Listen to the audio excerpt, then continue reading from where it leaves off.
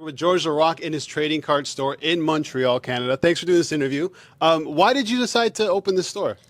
Well, since I was a kid, collecting cards would help me get hockey equipment when I was trading old cards for like newest cards that the kids didn't know. The shiny card looked cooler.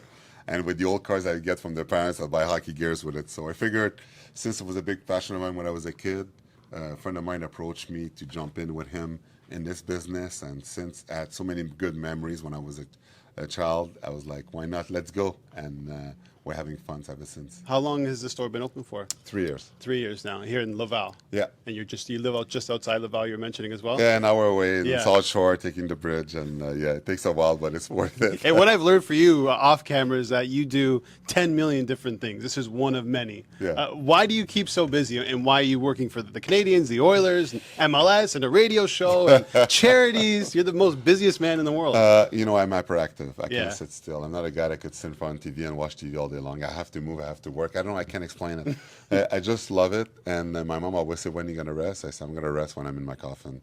I could catch up for all the night sleep I didn't have. But no, I'm hyperactive and I can't stop. I always have to do something.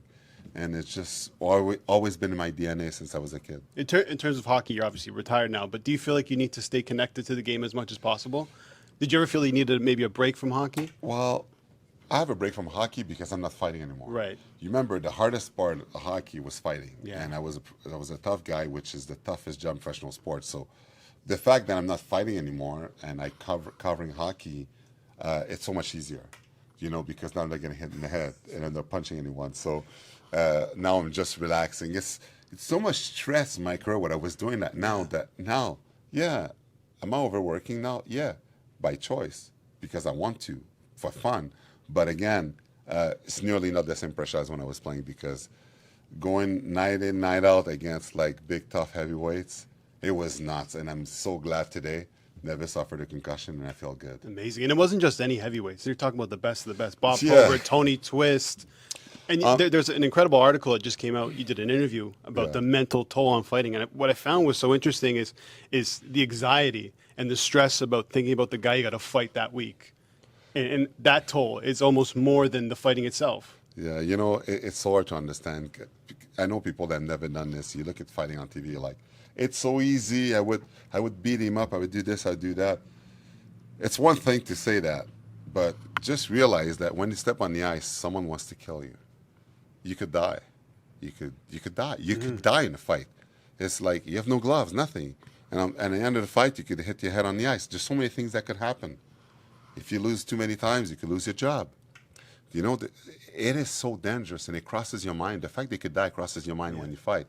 And I was not fighting guys that were 150 pounds wet. I was fighting heavyweights that were 250, full of muscle, clenching their teeth and just ready to kill you. So you don't know what's going to happen. And after one fight, then there's another one. Then there's another one. Then there's another one. And then when the season is done, then there's a training camp, where exhibition game, where people wants to prove themselves.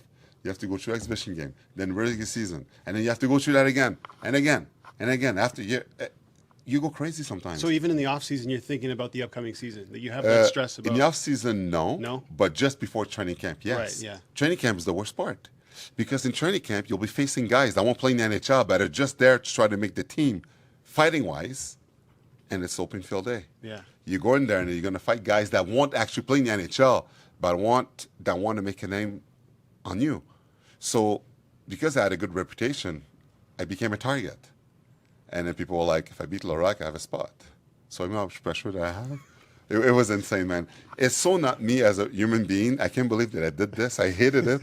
But I figured if I'm going to do this, I might as well be the best at it, so then I don't have to do it as much because people will fear me. But sometimes when I look at the fact that I fought over 200 times, it's insane. I can't believe I did this. Do you ever go back and kind of remember some of those fights? Do you think about those times? I remember them all. You remember them all? Really? Yeah, I remember them all, because I never drank, I never took alcohol, never took drugs, never took anything.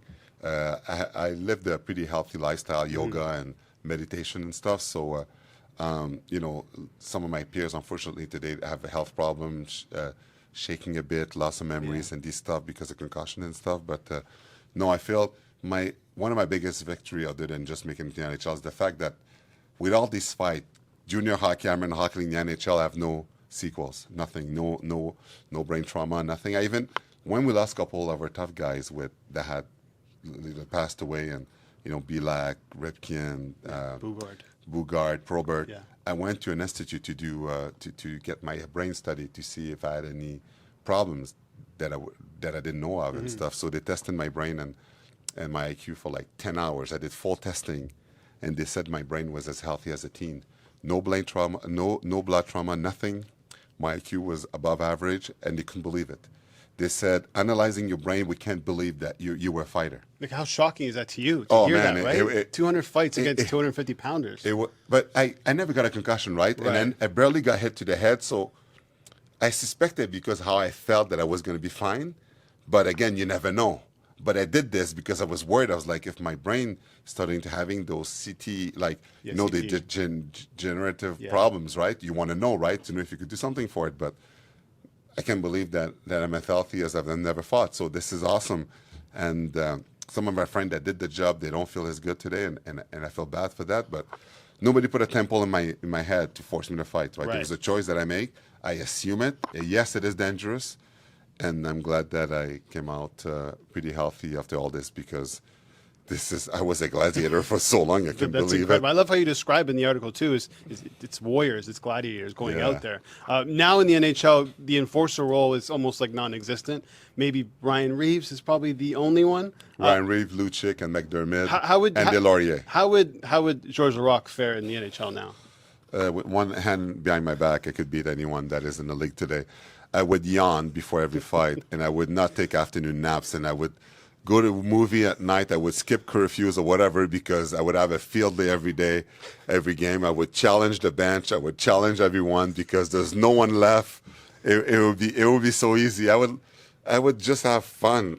No stress, no anxiety, nothing. So what does that say about the game now? Do you think those players need to come back, or players need to step up? The game is safer than it used to be back in my time, where there was a line of tough guys per team, and two heavyweights fighting could have been dangerous with the blows that you could throw. So I think the game today is better if fighting happens in the heat of the moment between two non-big heavyweight guys that are fighting, and the blow of a punch is not the same as two big heavyweight guys that are just there just for that. And they just want to kill one another, right? So it's a fight, heat in the moment, the passion of the game. Yeah, exactly. Like when flares heats up, sometimes for the code, defending a teammate, if you did something dirty, you want to show it up, your teammate, something like that, then it's good. Fighting's part of the game. It's a physical game. Fighting will happen sometimes. It's part of the game. So I think in the NHL, it's always going to stay. It's just now a matter of the other leagues, what they're going to do, because you want to protect the kids. But, in the NHL, in the NHLP, every time we do a poll in terms of fighting should stay, over 90% of the players don't want fighting to stay, because it says, in a way, it keeps players honest. You take fighting out of the game, there'll be way more cheap shot than there already is. And since there will be no code, there'll be players that won't be able to face any repercussion by doing dirty hits or dirty plays. So the game will be much dirtier. Yeah, it's interesting. So without them, the game could be dirtier. So I have to ask you about the Toronto Maple Leafs. We talk about them a ton on this show. You mentioned something to me I found so interesting off camera about Mitch Marner sitting the other night. And you said, why do you think the Leafs are doing that? And your answer was? Yeah. Well, the Leafs now, they know that they're playing Tampa in the first round, right? And home ice advantage. Now they have an advantage. They're 4 points ahead of Tampa. They have a game in hand. So they're ahead of them in terms of home ice advantage till the season is over. And now they're starting resting guys, because I think that, Dubas and the GM, their job is on the line. Like the coach and the GM, they have to win. They have to pass the first round. So you think everybody goes if they don't get past the first round? Oh yeah, I think it's not that they're not good, because they'll find a job tomorrow, but the Leafs are gonna have to go a different direction, because you know what? Your Matthews that you love so much, if he goes back to Phoenix, oh man, what are you gonna do? Yeah, but these fans because are gonna be Tavares sad. is getting older and he's not getting any faster, right? And he with this big contract, so you need to win now. So you need to find a way. So I think that resting guys, stars player, to make sure that when playoffs time comes, they bring it. It's a different strategy that they didn't do the other years. But now they're like, you know what? We want no reason that are stars. When it starts, they're full of energy. They brought us to this position, so let's give them a break. And then If you lose, though, people, and if you don't have home ice advantage, you lose, people are going to criticize that. You know what Toronto is. They're going to criticize the fact that we should have never let him off. We should have finished. Home ice advantage, we would have won. You know how it is in Toronto, right? There's always an excuse. Yeah. So how far do you actually think they can go? Leafs in the playoffs, did they get past Tampa Bay? Yeah, I think they'll pass the first round this year. So there'll be a celebration in Toronto for passing the first round, but that's it. Nobody's going to beat Boston. That's the team Boston to win, is you the team think? to beat. Yeah. Boston as the goalie, it's incredible, Allmark, what he's doing. And this team healthy. The addition they did with that team, Olaf Bertuzzi, most improved team at the deadline, plus 60 win, forget it. The experience they have, they won the cup before. Bergeron, best captain. I think Boston is coming out of the East. And Pasternak can't stop scoring either. I'm going to hit you with this question. This is very random and out there, but this is for Habs fans. I'm going to put you in a Habs fan shoes. If I said the only way the Habs can get Bedard was if the Leafs won the Stanley Cup, what would the Habs fans say? Leaf win the cup. Really? To get Bedard? Oh yeah. Really? Yeah, the Habs fan, everybody wants Bedard. Like, yeah. I don't think they're going to get him because they're not deep enough. Like, they won too many games that they shouldn't have won. Now they're going to finish bottom, like fifth last. That's not the odds. They could get it, but the odds are very unlikely. Right. And that's sad because people dream of having Bedard. They dream. It's crazy because last year they dreamed of having the first pick. They got Slav. Things didn't turn out to be the way that people thought. Yeah, I know. But Bedard's a lock, right? So obviously every team wants him. So you totally believe he's going to come in. He's the next McDavid generational talent in the NHL. Yeah. Change the franchise. Yeah. He will. And any team that he's going to go to. My bets would be that Chicago is going to get him. That's huge. If John Taves stays there, they still got a pretty good team. Georges Laraque, thank you so much for doing this.